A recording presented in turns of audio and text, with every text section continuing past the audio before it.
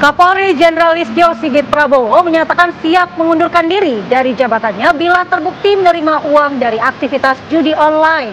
Hal ini disampaikan di hadapan Komisi 3 DPR RI saat rapat kerja bersama.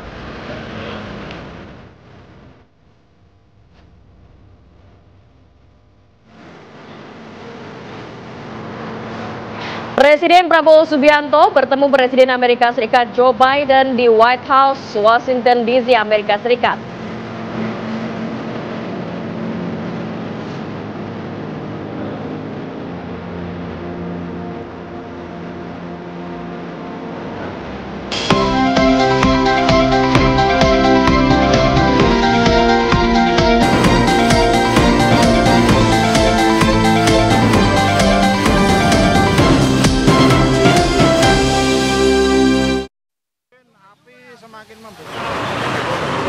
Assalamualaikum warahmatullahi wabarakatuh. Selamat pagi pemirsa. Kembali lagi di Apa Kabar Indonesia Pagi.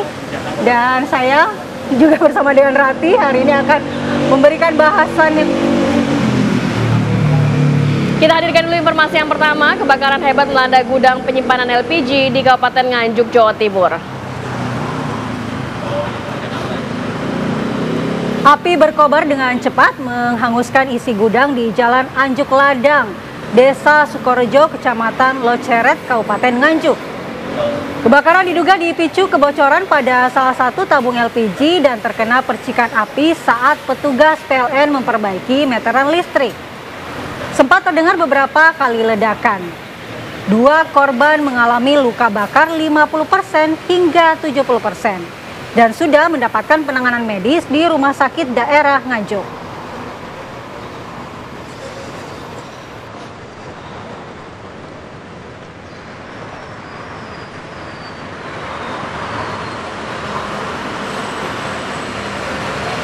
Puluhan rumah di Kediri, Jawa Timur rusak diterjang embusan angin puting beliung. Kedahsyatan puting beliung itu terekam kamera CCTV warga. Angin puting beliung mengamuk di Kelurahan Bujel, Kecamatan Mojoroto, Kota Kediri dalam waktu kurang lebih 30 detik. Sapuan angin membuat atap rumah warga ini berhamburan.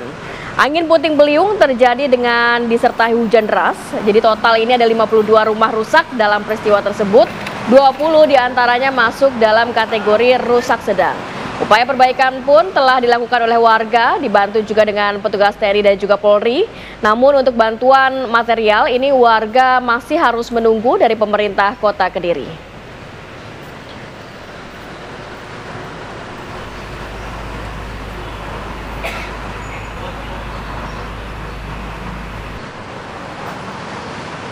Assalamualaikum warahmatullahi wabarakatuh.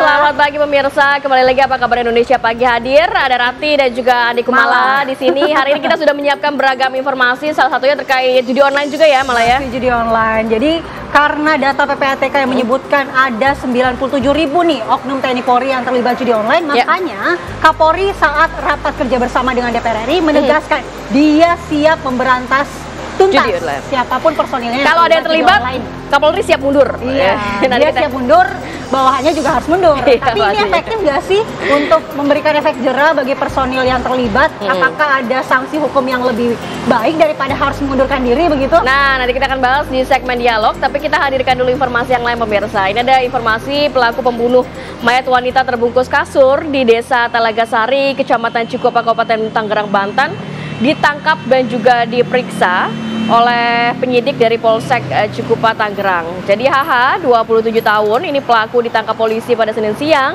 di pabrik tempat kerjanya di kawasan industri Cikupa, Mas. Kepada polisi, pelaku awalnya berniat membuang jasad korban yang sudah terbungkus kasur ke tempat sampah yang ada di permukiman untuk menghilangkan jejak. Namun karena hari sudah mulai terang, pelaku yang panik takut ketahuan warga akhirnya meninggalkan jasad korban di tengah jalan desa.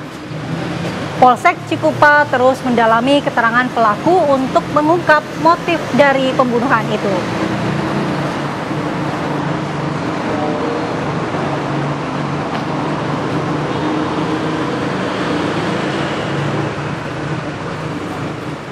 Informasi berikutnya pemirsa, petugas gabungan kantor imigrasi kelas 1 khusus Surabaya bersama TNI AL Lanudal Juanda menangkap 5 orang yang diduga sindikat penjualan organ ginjal ke India. Penangkapan kelima orang yang diduga sindikat penjualan ginjal ke India ini dilakukan saat salah satu di antara mereka melakukan pemeriksaan keimigrasian Terminal 2 Bandara Juanda, Surabaya. Saat itu diketahui tujuan penumpang ini tersebut ke New Delhi, India dengan menggunakan pesawat Malindo Air rute Surabaya, Kuala Lumpur. Mereka kemudian menggunakan penerbangan lanjutan dengan rute Kuala Lumpur, Delhi, India. Saat itu pemirsa, penumpang tersebut beralasan ke India untuk pengobatan istrinya yang sedang sakit kulit. Namun terungkap, akhirnya mereka ke India ini ternyata untuk menjual organ ginjal salah satu penumpang tersebut seharga 600 juta rupiah. Bahkan pemirsa, 2 orang laki-laki diantaranya sudah pernah menjual ginjalnya di tahun 2023 dan juga 2024.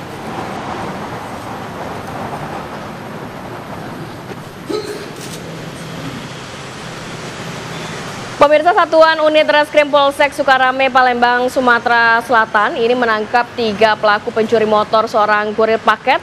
1 dari 3 pelaku tersebut adalah ternyata seorang wanita. Berbekal rekaman CCTV, polisi bisa mengenali ketiga pelaku. Mereka masing-masing Irawan, Rashid, dan Heni Susilawati. Peri Irawan berperan sebagai eksekutor mencuri motor, lalu Rashid dan Heni Susilawati bertugas memantau situasi. Pelaku kemudian menjual motor kurir paket ke seorang penada di Kabupaten Banyu Asin seharga 2 juta rupiah.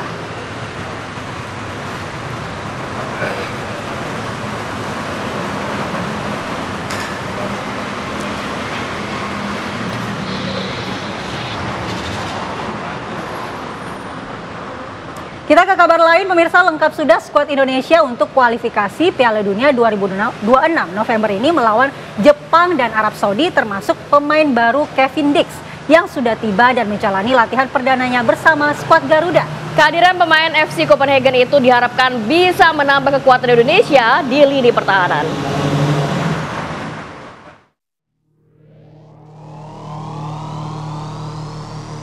Bintang baru tim nasional Indonesia Kevin Dix kemarin akhirnya tiba di tanah air. Kehadiran pemain FC Copenhagen ini semakin melengkapi kekuatan timnas Indonesia dalam menjalani laga lanjutan kualifikasi Piala Dunia 2026 zona Asia. Kehadiran Kevin Dix pun langsung disambut pelatih Sintayong dan para pemain lainnya seperti Morten Pas, Jai Idzes, dan Calvin Verdong yang sudah menunggu kedatangannya. Sementara usai bergabung, Selasa malam Kevin Dix bersama rekan lainnya langsung menuju Stadion Madia Jakarta untuk mengikuti latihan bersama di bawah asuhan Sintayong. Yang menarik, di latihan perdananya Kevin Dix sempat memperkenalkan diri terlebih dahulu di hadapan rekan-rekannya sebelum latihan dimulai. Pada latihan kali ini, pelatih Sintayong sendiri belum memberikan menu latihan berat. 그러니까 이제 모든 선수들이 다 모였기 때문에 오늘부터 이제 좀 우리가 일본전에 대비해서 훈련을 시작하기 때문에 잘 준비할 것이다 보시면 되겠습니다. 100% 뛰길 것이다. 믿고 뛰길 것이니까 걱정하지 마시고. Indonesia diketahui akan menghadapi 2 laga penting menghadapi raksasa sepak bola Asia, Jepang pada 15 November dan Arab Saudi 19 November 2024 di Stadion Gelora Bung Karno, Senayan, Jakarta. Indonesia yang belum meraih kemenangan dan menempati posisi 5 sangat membutuhkan kemenangan demi menjaga asa lolos. Dari Jakarta, tim TV One mengabarkan.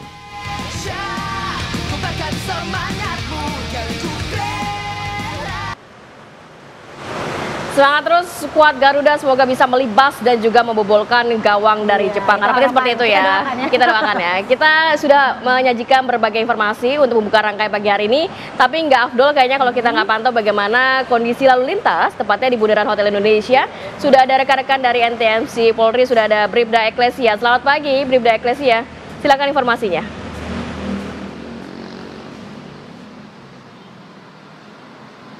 Baik, terima kasih Rati dan juga Andi Kumala. Selamat pagi pemirsa, bersama kami dari NTMC Korlantas Polri akan menginformasikan situasi arus lalu lintas langsung dari kawasan Bundaran HI Jakarta Pusat. Dapat kita lihat bersama situasi arus lalu lintas pada pagi hari ini tampak cukup ramai dan terus mengalami peningkatan followers kendaraan dari berbagai arahnya, yakni dari arah Harmoni yang akan menuju ke arah Sudirman maupun Senayan dan juga Blok M pada pagi hari ini tampak cukup ramai.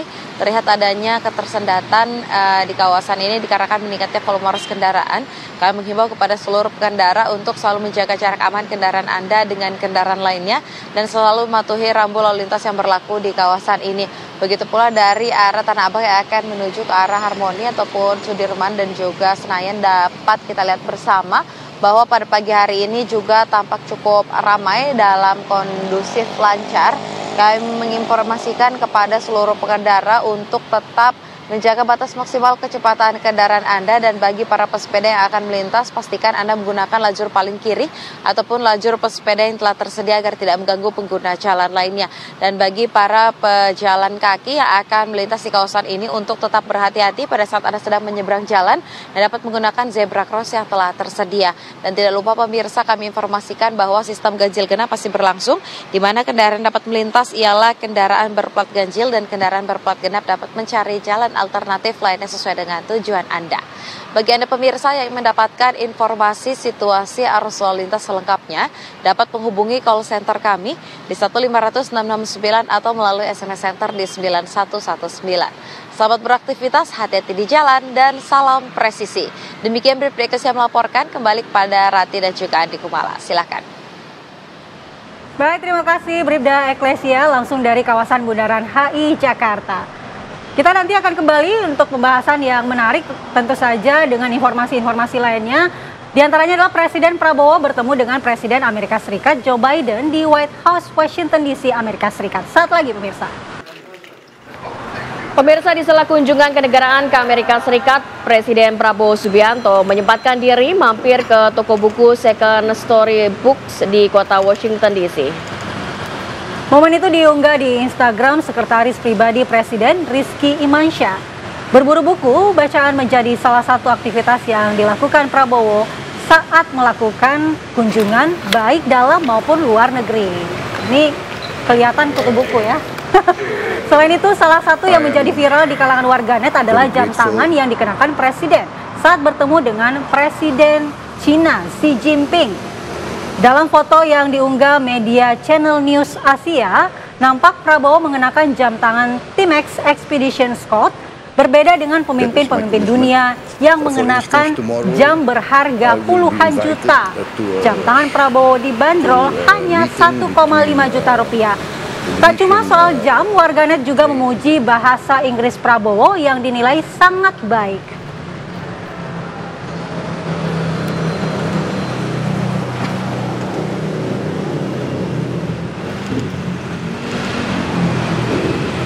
Dan pemirsa, Presiden Prabowo bertemu dengan Presiden Amerika Serikat Joe Biden di White House, Washington DC, Amerika Serikat.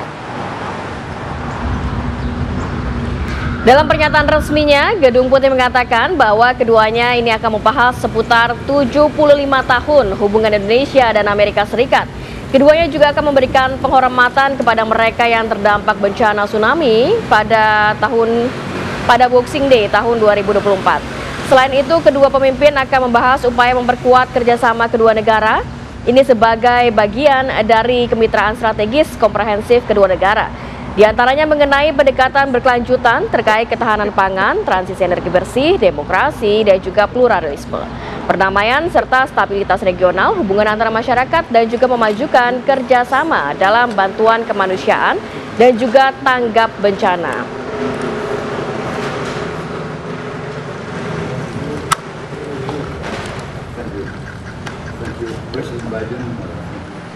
Masih dalam rangka lawatan Presiden Prabowo Subianto ke Amerika Serikat setelah pertemuan dengan Presiden Joe Biden, lantas apa agenda selanjutnya yang akan dilakukan oleh Presiden Prabowo Subianto? Kita akan ajak pemirsa untuk mengetahui informasi terkini langsung dari Washington DC, Amerika Serikat. Fatima Albar, selamat pagi. Waktu Jakarta mungkin di sana sudah masih malam ya Fatima ya, selamat pagi. Ya, selamat malam Kamarati dan juga pemirsa. Mau ditanya agenda selanjutnya, Prabowo Subianto memang dari Amerika Serikat nantinya akan bertolak ke Peru untuk melakukan KTT APEC. Namun memang ada sejumlah informasi yang saya sampaikan di mana ingin mengkilas balik sedikit seperti apa prosesi pertemuan antara Presiden Prabowo Subianto dengan Presiden Amerika Serikat Joe Biden, di mana memang tadi pertemuan dilakukan pada pukul 14.10 lewat 10 menit waktu Washington DC, di mana memang tadi ada pertemuan sekitar 1 jam tertutup. Kemudian usai pertemuan tertutup tersebut dilakukannya pernyataan dari masing-masing, baik dari itu Presiden Amerika Joe Biden maupun dari Presiden Indonesia Prabowo Subianto. Dari Presiden Amerika sendiri, Joe Biden menyatakan bahwa memang ada beberapa poin yang dibahas, poin-poin strategis, salah satunya mengenai Gaza maupun Laut Cina Selatan.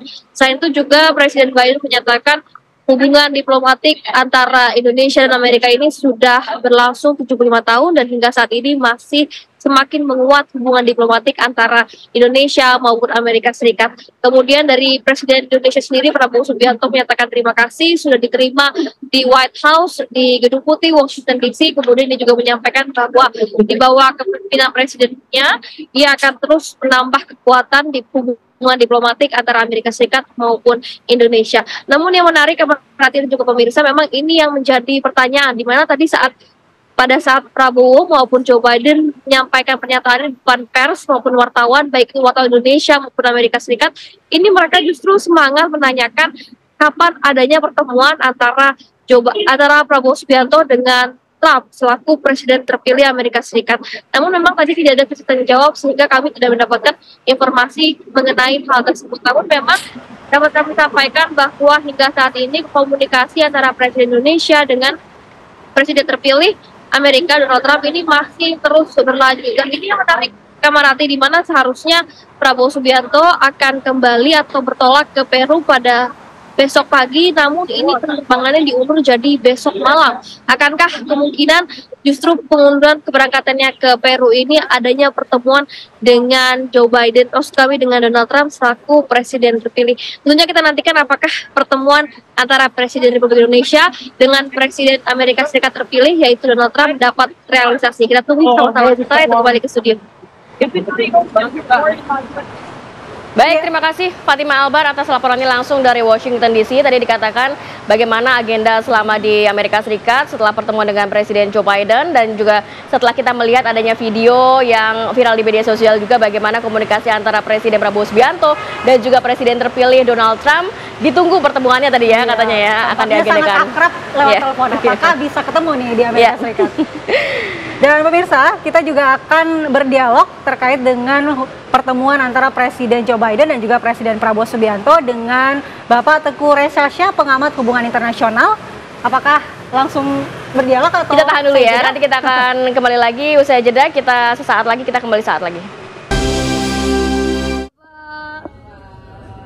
Presiden Prabowo Subianto melakukan pertemuan dengan anggota korporasi di United States Indonesia Society, USINDO, yang digelar di ruang Dumbarton, Washington DC.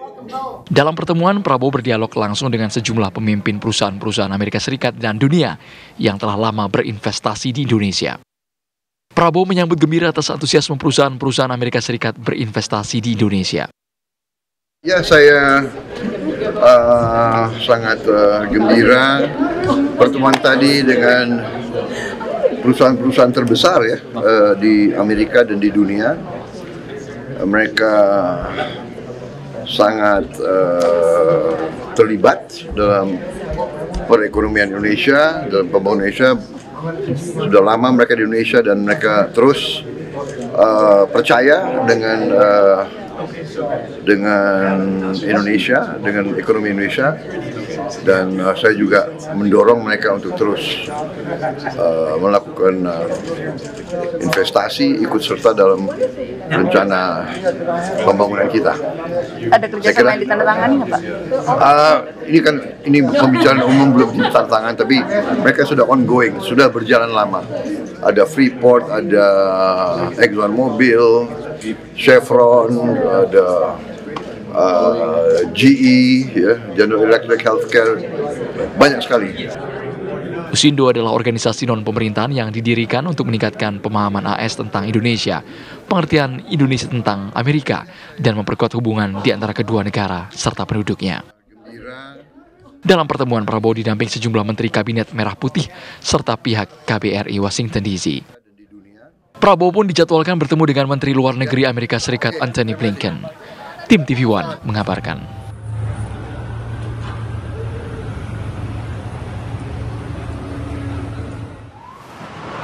Ya pemirsa, pertemuan dua kepala negara, Presiden Prabowo Subianto dan juga Presiden Joe Biden adalah pertemuan dua negara yang memiliki kepentingan bersama. Nah, kita akan membahas hal ini bersama dengan Bapak Teguh Reza Shah, pengamat hubungan internasional. Kita langsung sapa Pak Reza. Assalamualaikum, selamat pagi Pak Reza. Waalaikumsalam, selamat pagi, salam dari Unpad di Bandung. Baik Pak Reza, kita ingin tahu apa arti penting dari pertemuan bilateral Indonesia dan Amerika Serikat di tengah kondisi geopolitik saat ini, Pak Reza? Kalau dua pemimpin puncak bertemu, apalagi yang penduduknya besar ya, kita dengan Amerika itu sekitar, kita hampir 300, dia sudah lewat 300 juta, itu dialognya pasti panjang gitu. Maka 1 jam pertemuan itu merupakan puncak dari pertemuan-pertemuan awal dari birokrasi kedua negara.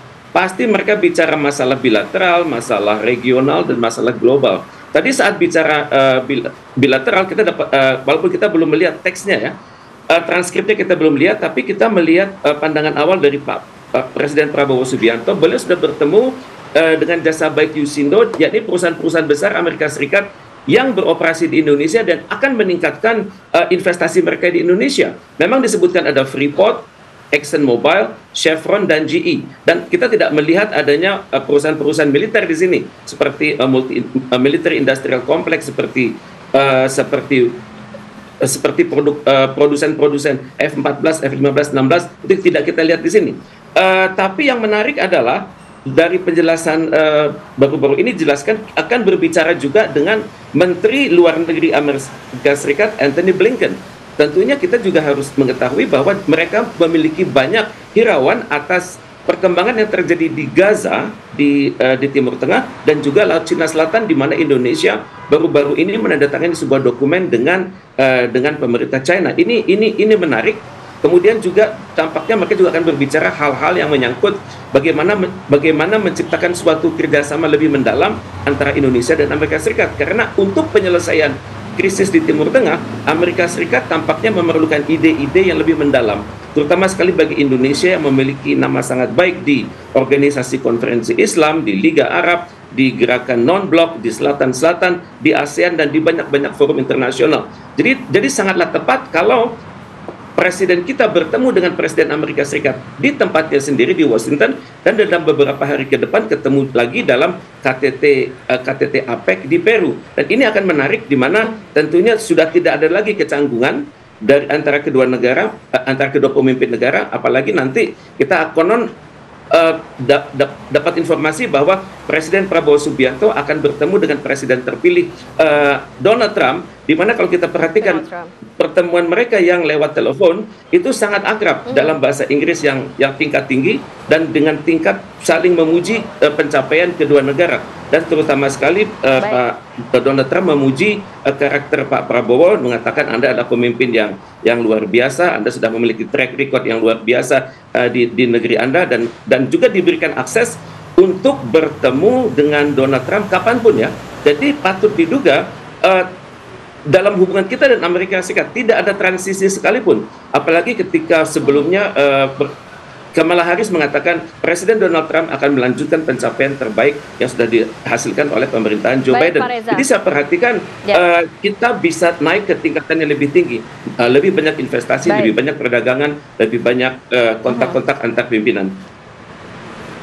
Pak Reza, tadi untuk bagaimana pertemuan tersebut bisa juga mempengaruhi dari geopolitik dunia begitu ya. Tapi kalau kita melihat ini kan hubungan diplomatik antara Indonesia dan juga Amerika Serikat sudah 75 tahun, bukan angka yang sebentar.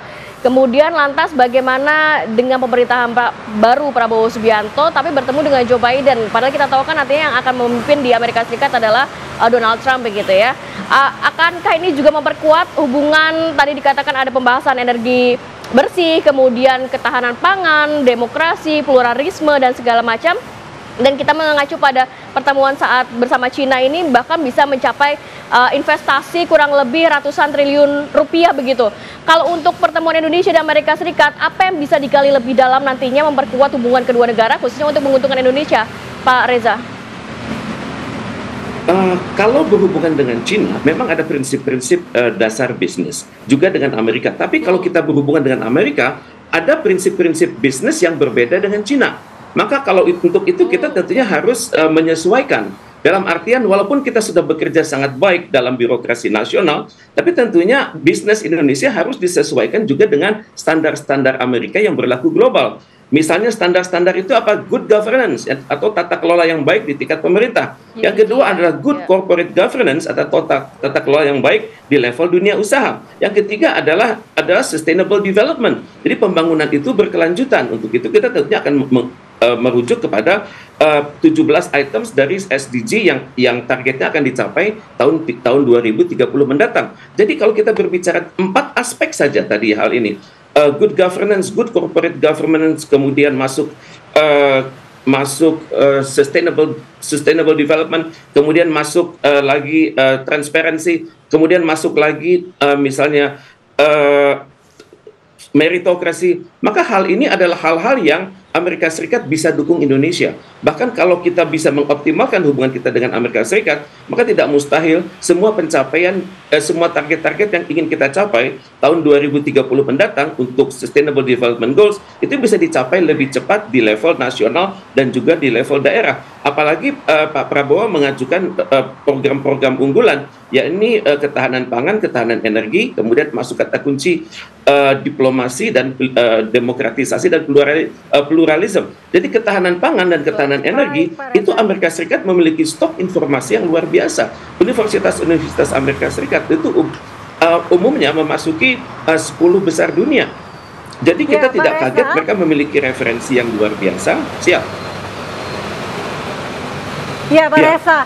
Lalu bagaimana Anda melihat pertemuan dua negara ini terhadap kebijakan luar negeri Indonesia dalam hal menyeimbangkan hubungan dengan negara-negara besar seperti juga China dan juga Amerika Serikat? Kita tahu kan juga dua negara ini banyak memiliki kepentingan bersama dengan Indonesia, Pak.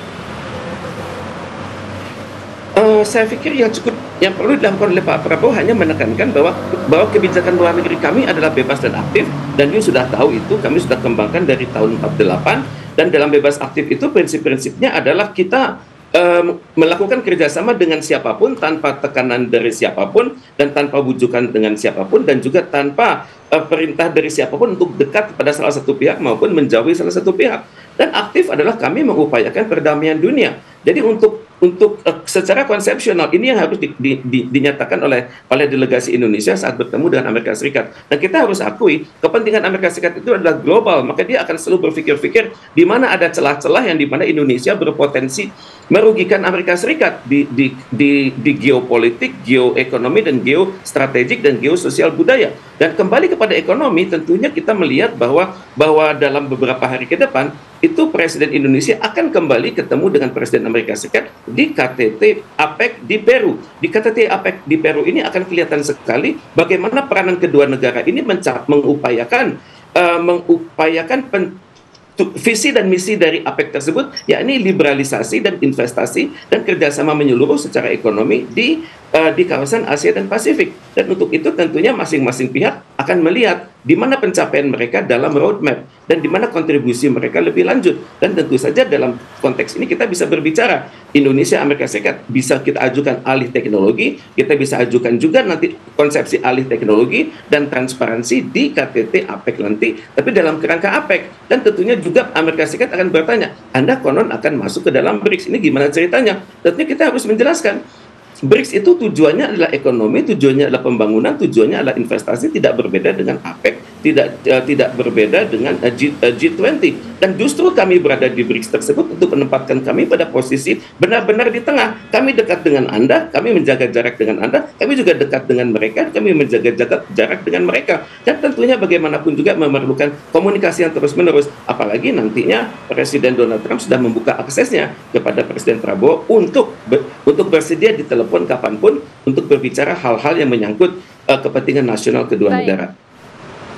Baik. Terima kasih banyak Pak Teguh Reza Syah, pengamat hubungan internasional dari Universitas Padjadjaran Bandung, yang sudah memberikan gambaran terkait bagaimana sebenarnya pertemuan antara Presiden Prabowo Subianto dengan Presiden Joe Biden ini dapat memperkuat hubungan diplomatik dan juga kerjasama yang nantinya akan dilakukan antara Indonesia dan juga Amerika Serikat. Sehat selalu Pak Reza, Assalamualaikum. Terima kasih Pak Reza. Baik, kita harus saja pemirsa untuk Jeda dulu sejenak, nanti kita akan hadirkan informasi terkait di hadapan DPR. Kapolri Jenderal Listio Sigit Prabowo menyatakan siap mengundurkan diri dari jabatannya bila terbukti menerima uang dari aktivitas judi online. Selengkapnya sesaat lagi, tetap bersama kami.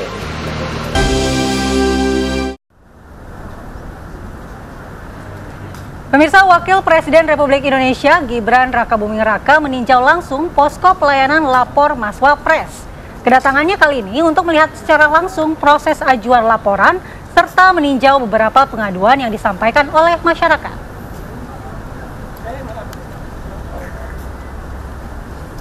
Ya pemirsa, Gibran tiba di Istana Wakil Presiden dengan mengenakan pakaian bermotif batik warna biru. Dirinya ini tidak membocorkan kepada awak media mengenai hal apa yang ditinjau dari dalam ruangan pengaduan. Ia hanya berjalan masuk dan awak media diarahkan untuk menunggu di luar ruangan. Seperti hari sebelumnya pemirsa, penerimaan pengaduan pos pelayanan lapor Maswapres melebihi batas kuota maksimal pengaduan. Dan kemarin siang total pengaduan sebelum pukul 12 telah menembus 72 pengaduan dari batas maksimal 60 kuota. Adapun masyarakat yang hadir tidak hanya berasal dari wilayah Jabodetabek ternyata, tetapi juga dari sejumlah wilayah lainnya, baik dari area sekitar Pulau Jawa maupun sekitarnya. Jadi kuotanya 60, tapi di hari kedua kemarin sudah 72 pengaduan. Kayaknya semakin banyak masyarakat yang sudah tahu informasi mengenai lapor Maswapres. Wah, ini kayaknya makin banyak nih.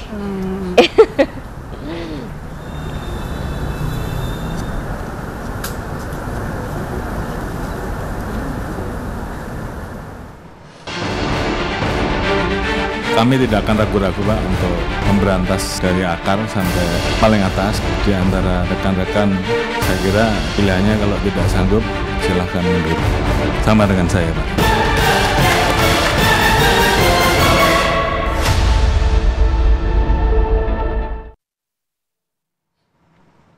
Banyak ya. Saya pikir quorum pasti terpenuhi ya, termasuk juga ada Pak. Komisi 3 DPR RI menggelar rapat kerja bersama Kapolri Jenderal Listio Sigit Prabowo beserta jajaran. DPR dan Kapolri membahas berbagai persoalan penegakan hukum di tanah air. Salah satu yang menjadi sorotan adalah perkara judi online yang meresahkan masyarakat dan menggerogoti ekonomi serta moral bangsa. Anggota Komisi 3 fraksi PKS Abu Bakar Al-Habsyi meminta Kapolri menindak tegas siapapun yang terlibat judi online.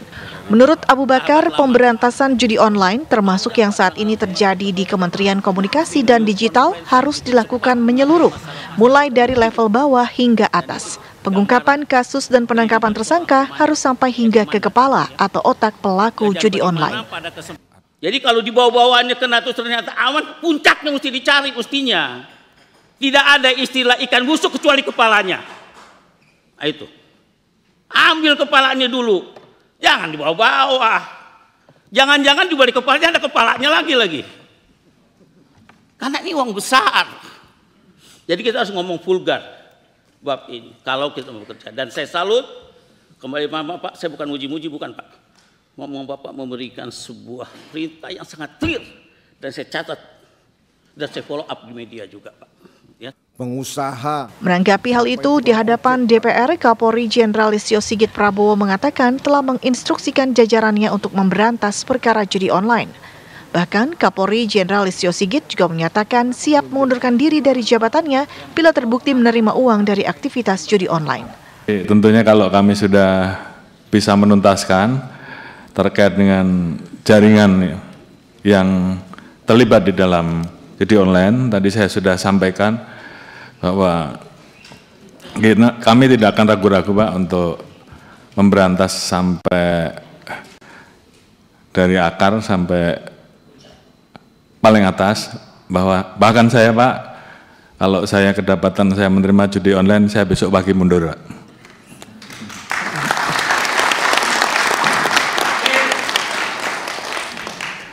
Demikian juga terhadap anggota saya sudah perintahkan untuk berantas judi online.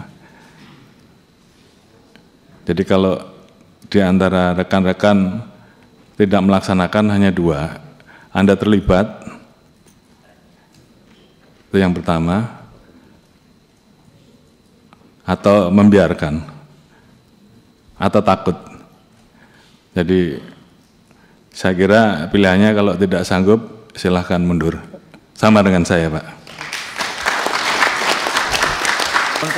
Atas hal ini, seluruh fraksi di Komisi 3 DPR mendukung penuh upaya Polri untuk memberantas judi online hingga ke akar-akarnya.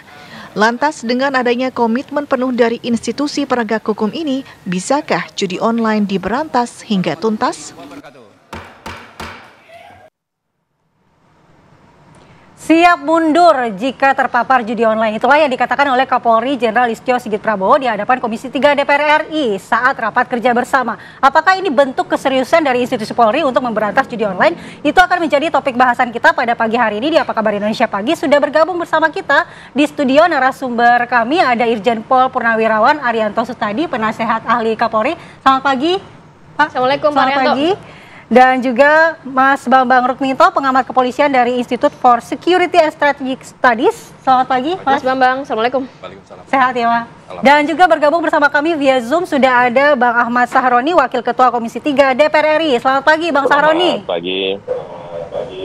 Selamat pagi. Ya, Bang Sahroni, kita akan langsung tanyakan terkait dengan pertemuan pada Senin kemarin dengan Kapolri. Apakah Anda melihat ini adalah bentuk keseriusan dari Kapolri dan juga institusi Polri untuk memberantas judi online? Karena diketahui bahwa 97.000 TNI Polri ini terpapar judi online. Oknum TNI Polri. Jadi begini, selamat pagi buat semuanya, pemirsa. Ini tantangannya makin berat untuk Kapolri dan jajaran. Kenapa? Karena Kapolri sudah menyampaikan beban itu untuk dilakukan pemberantasan secara menyeluruh. Pertanyaan kita adalah, sejauh mana berantas judi online ini? Sebesar apa? Kan ini bukan masalah terkait dapat jatah atau enggak. Tapi bagaimana cara memberantas judi online ini secara besar? Kita meyakini, saya meyakini, ini judi online nggak akan pernah hilang. Sama kayak narkoba. Tapi bagaimana meredus ini agar judi online bisa diredam. Dengan cara apa? Saya, fraksi Nasdem kemarin menyampaikan ada aturan terkait dengan blokir uang judi online yang diduga judi online transaksinya dengan PPATK. Nah, di saat rapat dengan PPATK saya menyampaikan, Anda harus reaktif. Bila mana ada indikasi dugaan transaksi judi online itu, maka langsung diblok. Nah, kalau ini bisa dilakukan, maka akan meredus transaksi yang sudah besar luar biasa ini. Bayangin, 400 triliun transaksi di tahun ini. Dan akan bisa mencapai 1.000 triliun 2026. Sayang, Republik ini rusak cuma gara-gara judi online. Nah, inilah momen di mana Kapolri menyampaikan hal tersebut, maka tanggung jawab berat ada di Kapolri untuk berantas ini dengan baik, sebaik-baiknya untuk menghilangkan, tapi tidak bisa menghilangkan, minimal untuk meredam agar tidak terlalu banyak yang lebih parah lagi. Demikian. Baik. Bang Roni, kemarin kita juga sudah melihat bahwa teman-teman dari DPR ini juga sudah memberikan pertanyaan dan juga masukan kepada Kapolri dan juga jajarannya terkait judi online begitu ya.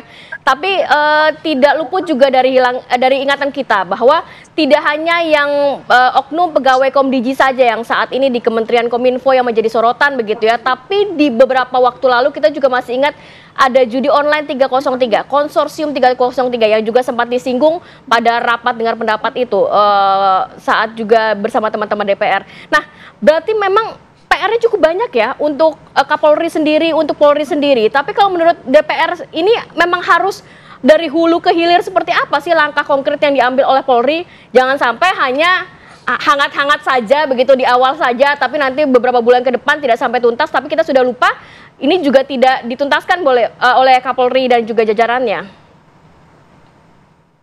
Yang menarik adalah satu, mantan menteri yang mau diperiksa, sebenarnya itu dulu yang diperiksa. Itu lebih menarik daripada ada konsorsium lah, ada inilah, ada itu. Enggak. Gimana caranya ada dugaan mantan menteri yang mau diperiksa oleh Mabes Polri. Ini dulu yang dikerjakan. Kenapa? Karena ruang publik ini sudah disajikan penangkapan dari staf Komdigi, penangkapan dari katanya anak buahnya mantan menteri yang nggak lulus dilulusin untuk jagain website. Nah, sebenarnya yang lebih menarik adalah ini dulu yang dilakukan oleh Mabes Polri. Kenapa? Karena agar mempercerah nih. Sebenarnya problematika ini datangnya itu dari mana? Dari dalam sendiri atau memang dari luar? Nah, ini membuktikan, mari kita tunggu sama-sama Mabes Polri melakukan apa yang harus dilakukan terkait judi online ini. Ya, Bang Saroni, lalu bagaimana Anda melihat pentingnya transparansi dalam pemberantasan yang dilakukan oleh aparat penegak hukum untuk memberantas judi online ini? Karena untuk memastikan tidak adanya backing-membacking ini, karena yang kita ketahui yang terpapar ini adalah pemain, tapi untuk mendeteksi yang membacking ini yang susah. Gampang kok Pak Kapolri kalau mau transparan. Sekarang kan Pak Kapolri udah bilang, kalau saya terima saya akan mundur besok pagi. Nah, kalau memang demikian, Pak Kapolri sudah menyampaikan itu. Buka aja semua, deh. Mau yang gede, mau yang kecil, mau bandarnya, mau komandannya terbesar yang ada di Republik ini, buka aja, nggak apa-apa. Kan paling resikonya berantem. Para pihak, para mafia akan berseteru bersama-sama untuk melakukan hal-hal, itu pasti terjadi. Tapi sekarang bagaimana? Kalau transparansi dilakukan oleh Kapolri dan jajaran, melihat ruang ini untuk dimanfaatkan. Pemerintahan baru, Presiden Prabowo Subianto ada lakukan sesuatu yang besar, yaitu apa? Yang judi online ini. Ini lebih berbahaya daripada urusan yang lain-lain. Kita berharap Pak Kapolri mulai kemarin, staf dan jajarannya melakukan tindakan yang lebih aktif dan proaktif menangkap semua yang terlibat. Baik. Nanti saya mau ke Pak Arianto dan juga Mas Bambang. Kalau melihat berarti memang harus ada kemauan, kemampuan, keberanian begitu ya Kapolri dan juga jajarannya untuk memberantas judi online. Seperti apa kita akan dalami nanti di segmen berikutnya. Tetap bersama kami di Apa Kabar Indonesia Pagi. Baik, kembali lagi di Apa Kabar Indonesia Pagi. Kita lanjutkan perbincangan. Selain juga kemauan, kemampuan, keberanian yang harus dimiliki, sebelumnya kita juga apresiasi Pak Kapolri dan juga jajarannya ini bertekad juga untuk memberantas judi online. Pak Arianto, tapi konkretnya gimana nih Pak? Nantinya akan seperti apa? Kan kemarin kita juga sudah melihat bentuk keseriusan dari Kapolri dengan mengajak para Kapolda untuk turut hadir begitu ya. Nah, tapi nanti konkretnya seperti apa? Kan cukup banyak perluasan wilayah Indonesia, bahkan nampaknya juga judi online ini permasalahan bukan setahun 2 tahun, tapi sudah puluhan tahun bahkan yang lalu kan, baik judi konvensional maupun judi online. Nanti langkahnya seperti apa untuk menangani hal ini? Saya pikir sudah jelas ya, dan saya sudah lega ya, karena Pak Presiden sekarang sudah mengatakan bahwa judi itu adalah musuh nasional sekarang ya, darurat nasional. Kemudian perintahkan kepada bawahannya, termasuk Pak Kapolri. Pak Kapolri sekarang sudah lebih tegas lagi, seperti yang kemarin-kemarin saya kok kelihatannya kok hanya ditunjukkan kepada penindakan, tetapi komitmennya kurang tegas. Sekarang beliau sudah menunjukkan bahwa kalau saya terlibat, saya besok mundur. Nah, ini pernyataan itu kan antara pejabat di depan perwakilan rakyat. Nah, mudah-mudahan sama juga nih para Kapolda, para Kapolres, para Kapolsek itu harus berani ngomong pada masyarakatnya. Katakan kalau sampai di wilayah saya terlibat judi, maka suruh saya copot gitu. Itu baru ada pengawasan apa yang disampaikan oleh Pak Kapolri tadi itu dilaksanakan oleh wilayahnya gitu. Jadi saya pikir ini suatu momen yang terbagus ya untuk memberantas judi, karena tadi saya setuju dengan harus ada komitmen, kemampuan dan keberanian.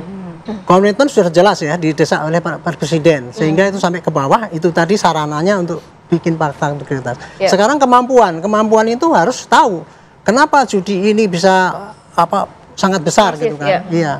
Judi itu sangat besar itu faktornya banyak sekali ya. Korbannya juga makin banyak, para yang nolong-nolong juga makin banyak. Sarananya juga dikasih. Kemudian bandarnya juga cerdik ya.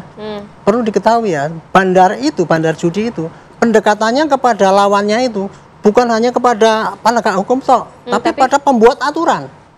supaya aturan itu mendukung dia punya operasional. Nah, padahal judi online ini kuncinya adalah apabila ada perizinan yang mengenai teknik perizinan itu diberikan, maka dia baru bisa bekerja. Jadi kita melawan judi ini harusnya kepada sarananya itu. Kenapa kok sampai sekarang ribuan ada judi gitu kan? Nah, itu kemudian ukurannya penindakan. Jangan wah saya sekarang udah nyetor sekian ratus miliar, sekian Polda Metro misalnya 50 miliar. Bandingkanlah dengan berapa yang beredar itu, data PPAT kan ada, sekian triliun ya, 300 triliun, tapi baru disita sekian miliar, kan baru 1/1000-nya kan. Ukurannya harus kayak gitu. Kominfo kemarin katanya, wah kita dalam waktu ini sudah 7.000 ini kita take down gitu. Tapi ada WordPress bandingkan juga di situ. dengan yang tumbuh kan gitu kan. Itu jadi. Gitu. Ya Pak Haryanto, lalu bagaimana Pak caranya, langkah apa yang tepat untuk diambil oleh Kapolri? Karena kita ketahui bahwa pada dasarnya pemberantasan judi online ini kadang-kadang berada di akar institusional Polri. Jadi ada backing-membackingi, terus kemudian ada yang terlibat sindikat judi online. Itu bagaimana? Itu kalau bagi saya sih dari lebih pengamatan selama saya dinas itu mudah sekali bagi pimpinan Polri. Contoh saja misalkan dulu waktu zaman Kapolri yang dulu pernah itu anggota saya yang terlibat di wilayahnya ada itu, maka langsung saya copot. Dampaknya sangat besar sekali itu, Bu. Jadi setelah Pak Kapolri sekarang tinggal indikasinya, lihat aja di wilayah kalau masih ada judi ya, sampaikan ini ya Kapoldanya tegur. Yuk mundur atau saya copot gitu. Dan sama di Polres juga gitu. Hanya dengan ngomong gitu maka bisa kontrol yang kuat. Nah satu lagi ya, kalau untuk kontrol supaya anggotanya tidak ikut di dalam judi ataupun apalagi membackingi, gampang dicek kok. Sekarang kan judi itu kan pakai ini kan, pakai gadget kan. Setiap apel pagi diapelkan, periksa itu ada gadget dia untuk itu. Itu kalau memang kedapatan langsung dia kamu kalau ya. Pemain maksudnya dalam arti itu pemainnya. Pemainnya saja bisa dikontrol, apalagi kalau yang membackingi. Nggak usah pakai ampun lagi tuh. Yang backingnya ketahuan langsung nggak usah diperiksa di pidana, enggak, langsung sidang kode etik langsung copot dari itu juga diumumkan.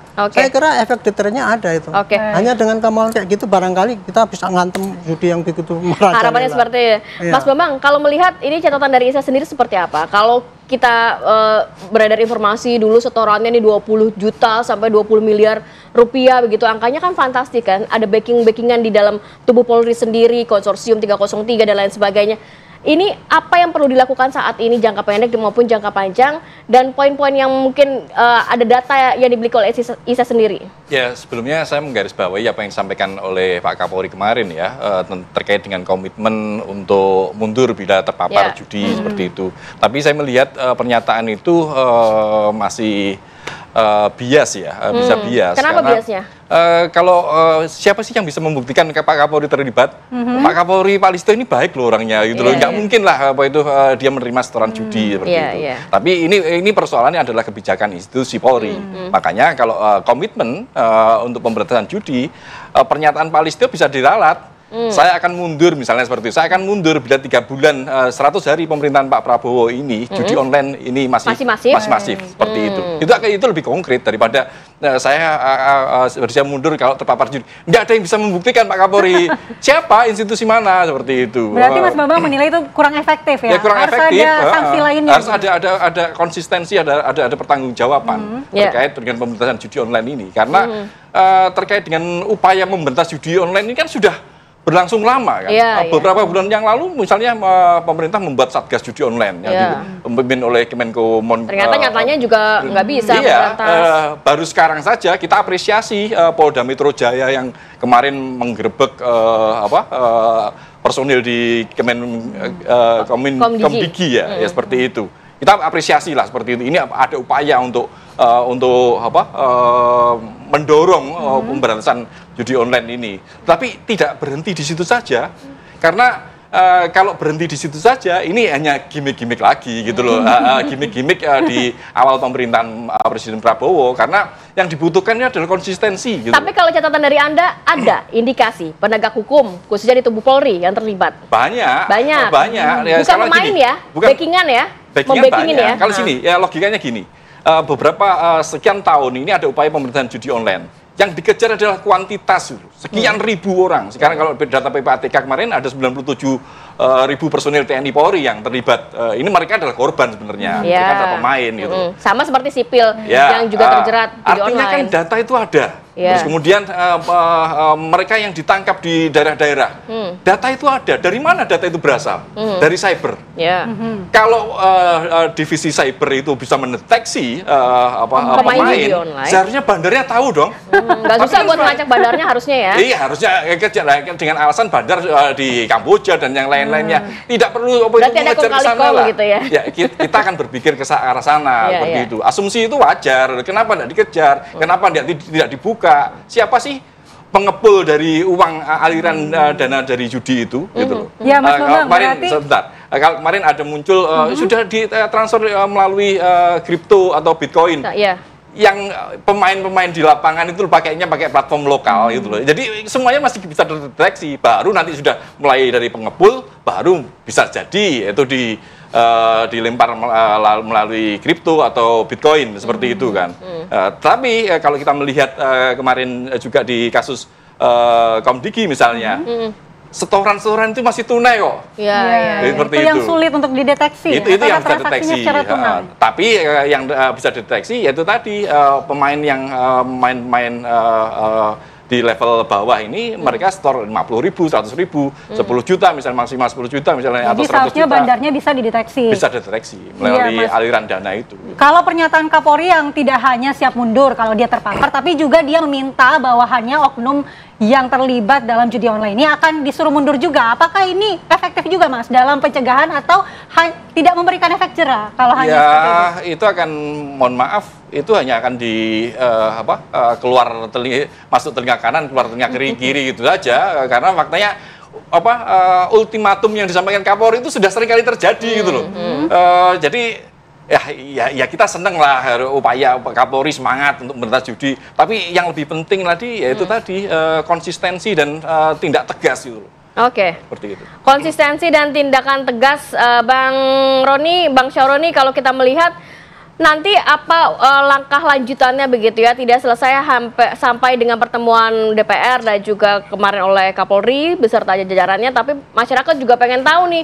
Mungkin tadi kalau kata Mas Bambang, ya 3 bulan pertama nih udah harus jelas nih, misalnya 50% judi online di Indonesia hilang, diberantas dan lain sebagainya. Tidak hanya janji-janji manis saja yang dihadirkan kemarin.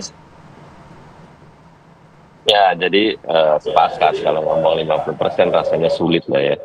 Tapi bertahan-tahan dalam waktu 1 tahun ini, transaksi terkait judi online itu bisa diredam sebegitu maksimal 1 tahun.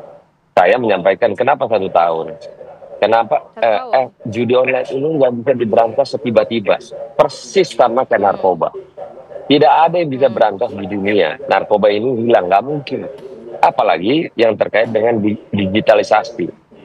1 juta website tertutup, maka dia muncul 10 juta website yang ada. Jadi ini nggak gampang, tapi minimal komitmen Kapolri dalam hal ini beserta jajaran yang tadi Pak Irjen Pol Purnawirawan tadi sampaikan. Jangan hanya Kapolrinya, tapi Kapoldanya, seluruh Kapolda juga bersama-sama untuk memberantas ini dari Sabang sampai Merauke, sekalipun yang besar yang kecil, bersama-sama dengan Kapolda untuk berantas. Nah, ini kita sepakat.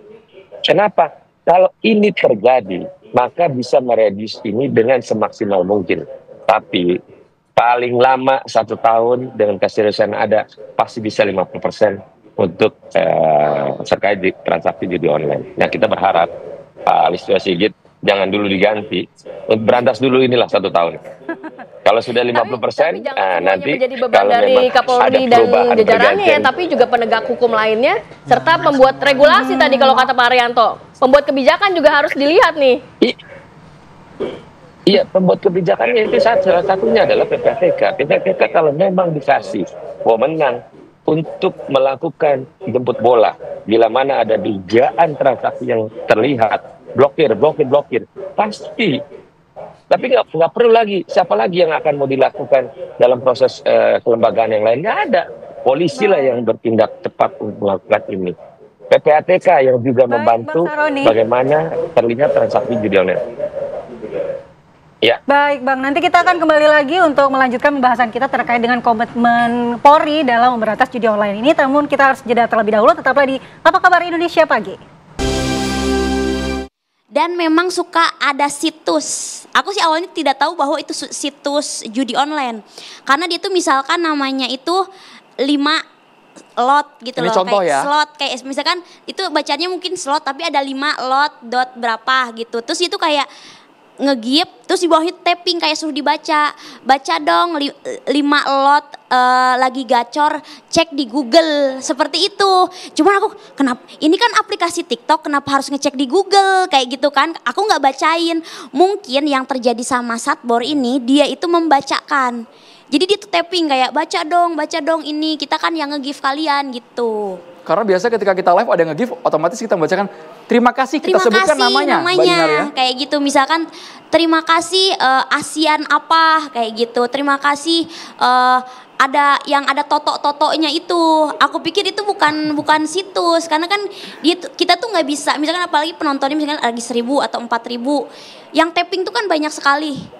Terus yang nge-gift juga nggak cuma satu kan, ada beberapa juga gitu. Jadi kayak, oh makasih disebutin namanya kayak Jadi gitu. ini promosi secara tidak langsung? Secara tidak langsung, cuman yang Dinar lihat kenapa Satbor ditangkap. Jadi dia menyebutkan kayak cek di Google, bisa WD ya, bisa WD. Karena kan ada rekotannya tuh yang viral.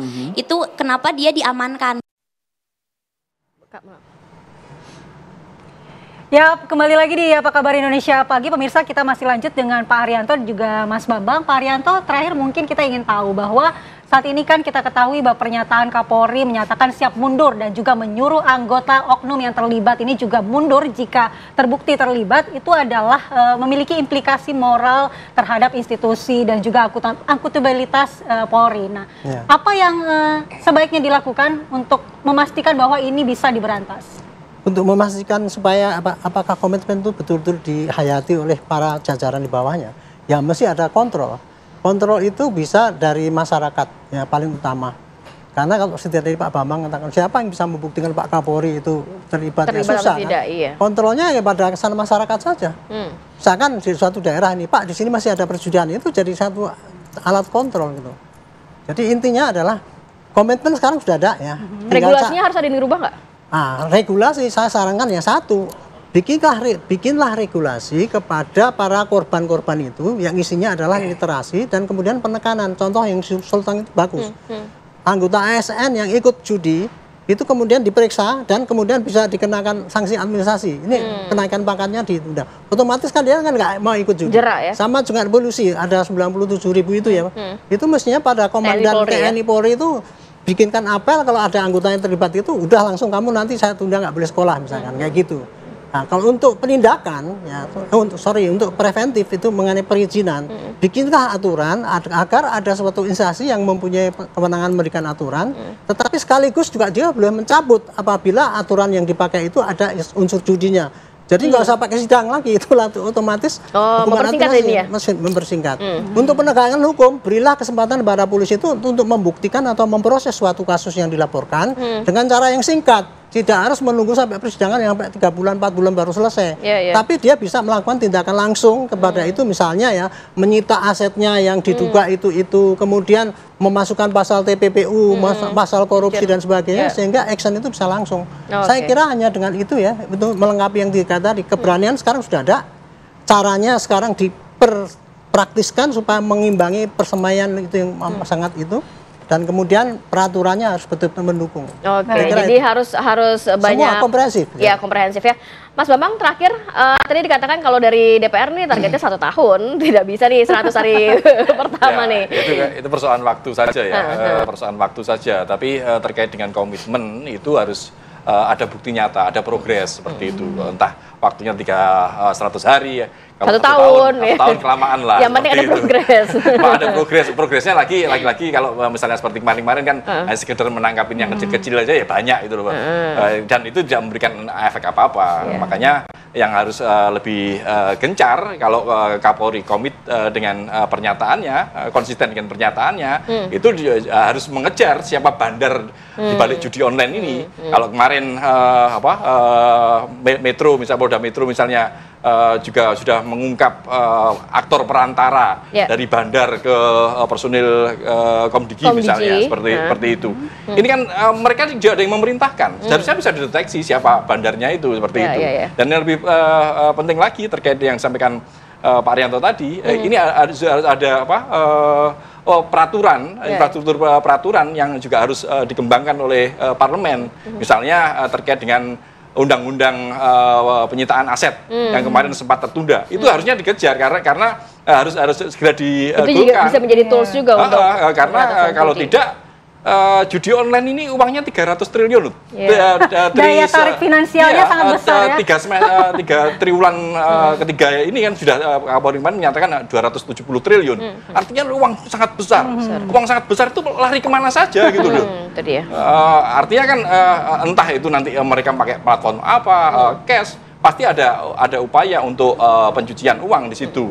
Ini juga harus ada kejar. Yang jelas kita nantikan ya. Tadi target 3 bulan pertama kayaknya sulit, tapi satu tahun pertama harapannya ada progres yang cukup signifikan. Tidak hanya mungkin judi online yang kecil-kecil saja, tapi benar-benar yang pandarnya, yang besarnya ini bisa diberantas. Terima kasih banyak Pak Arianto, Mas Bambang, dan juga tadi Bang Roni sudah bergabung bersama kami. Sehat selalu semuanya. Assalamualaikum.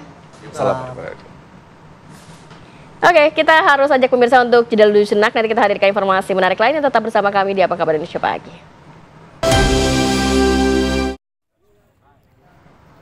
Anda kembali di Apa Kabar Indonesia Pagi, pemirsa.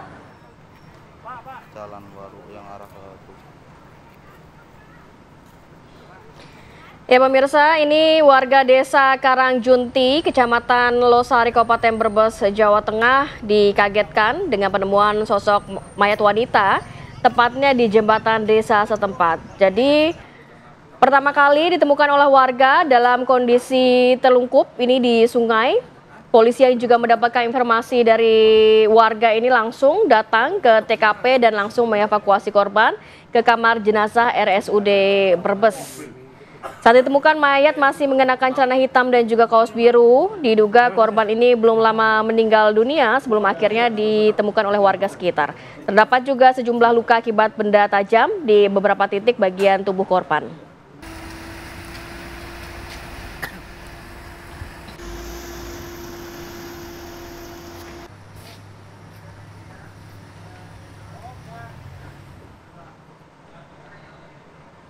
Dan untuk mendalami kasus ini kita sudah bergabung bersama dengan AKP Resandro, Kasat Reskrim Polres Brebes. Selamat pagi Pak Kasat.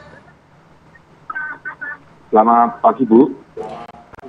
Ya Pak Kasat, informasinya pelaku ini sudah ditangkap dan merupakan paman dan keponakan. Apa kemudian motif dari pelaku melakukan pembunuhan ini dan membuang jasad wanita ini di bawah jembatan Pak?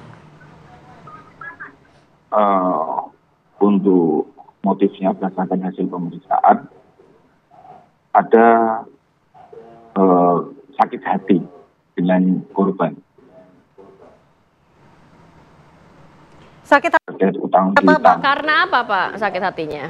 Karena ada utang piutang, di mana dalam bahasanya penagihannya ditagih terus, kemudian merasa nggak bisa dibujuk untuk dibantu untuk utangnya lah, kan ada hubungan utang piutang antara korban dengan pelaku. Hubungannya apa sih Pak pelaku sama korban ini Pak? Untuk korban sama pelaku sendiri memang sudah mengenal, seperti itu, memang sudah ada mengenal. Cuma untuk kaitannya dengan ada asmara atau tidak belum ada mengarah ke sana. Cuma yang jelas untuk motif yang sudah kita dalami dari pemeriksaan adanya sakit hati, begitu Bu. Ya, apakah benar ini korban meminta pelaku untuk menikahi korban Pak? Untuk keterangan awal kita hanya baru dapat keterangan seperti itu, tapi masih kita pastikan lagi. Karena dari hasil pemeriksaan yang paling menguatkan adalah karena sakit hatinya terkait dengan utang piutang. Sakit hati karena utang piutang. Baik, terakhir Pak, pasal apa yang akan dikenakan kepada pelaku? Untuk pasalnya kita akan mengenakan pasal tepat jadi 38, kemudian kita akan mengenakan juga pasal 181 tentang pembuangan mayat. Kemudian ya kita lapisi juga dengan 365, mengingat juga barang-barang yang dimiliki oleh korban sendiri diambil dan dijual. Seperti itu. Oleh pelaku. Baik. Terima kasih banyak Kasat Reskrim Polres Brebes, AKP Resandro Handri Yajati yang sudah bergabung bersama kami pada pagi hari ini. Sehat selalu Bapak. Assalamualaikum. Ya, dan pemirsa, kami masih akan kembali dengan informasi menarik lainnya, diantaranya viral ratusan peternak dan pelopor susu sapi segar di Boyolali, Jawa Tengah, menggelar aksi mandi susu dan membuang 50 ton susu sapi ke tempat sampah. Wah, sayang banget nih. Kita akan lihat informasinya saat lagi, tetaplah di Apa Kabar Indonesia Pagi. Pemirsa, kecewa karena susu sapi tidak laku dijual akibat adanya pembatasan jumlah serapan di industri pengolahan susu atau IPS. Ratusan peternak dan pelopor susu sapi segar di Boyolali, Jawa Tengah menggelar aksi mandi susu dan membuang 50 ton susu sapi ke tempat sampah. Selain memasang spanduk di bawah monumen susu tumpah, sejumlah peserta juga melakukan aksi mandi menggunakan susu sapi segar yang mereka bawa. Bahkan pemirsa, peserta lain juga mandi dengan masuk ke dalam tabung tempat susu.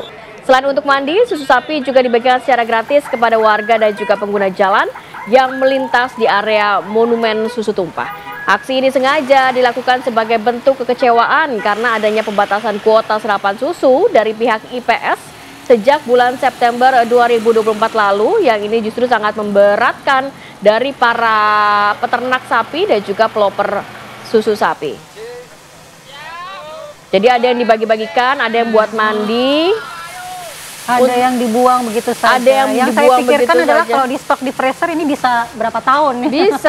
Bisa jadi es krim, bisa jadi macam-macam gitu ya. Sayang sekali ya, tapi saya takutnya ini bapak-bapak ini jadi mulus kulitnya karena kebanyakan mandi susu. Ya. Kita akan langsung berbincang dengan Bapak Sriono, yakni peternak sapi di sana. Selamat pagi, Assalamualaikum Pak Sri. Waalaikumsalam, selamat pagi Mbak. Iya, Pak Sri, kita agak kaget melihat aksi yang dilakukan oleh Bapak dan juga teman-teman mungkin di sana ya. Ini sebenarnya apakah sudah ada solusi terkait permasalahan yang menimpa kalian, menimpa Bapak dan juga teman-teman di sana terkait pembatasan susu sapi? Kalau untuk solusi sudah kami hari Senin kemarin memang dipertemukan dengan IPS dan juga koperasi-koperasi Jawa Tengah, Jawa Timur dan juga Jawa Barat ya. Artinya kami memang dimediasi oleh Bapak Kementan untuk bertemu langsung dengan IPS-IPS yang ada di Indonesia ini untuk menyelesaikan permasalahan yang dihadapi oleh para peternak khususnya di Boyolali, Jawa Timur dan juga Jawa Barat. Ya, alhamdulillah memang sudah ada solusi. Kami mohon maaf kami kemarin melakukan aksi ya memang karena dari keluhan para peternak dan loper. Ya, sudah ada solusi yang saat ini memang dari Bapak Menteri Pertanian mewajibkan ke semua IPS untuk menyerap semua susu produk lokal kita. Apa sebenarnya alasan sebelumnya sehingga susu ini tidak bisa diserap oleh industri? Apa alasan yang diberikan sebelumnya, Pak?